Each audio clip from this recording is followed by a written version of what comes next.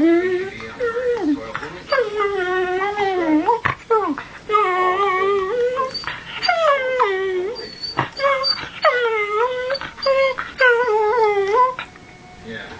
sir.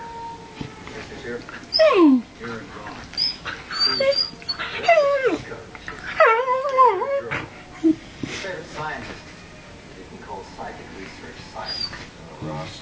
He's leading teams from the Kremlin all over the world, scooping up artifacts.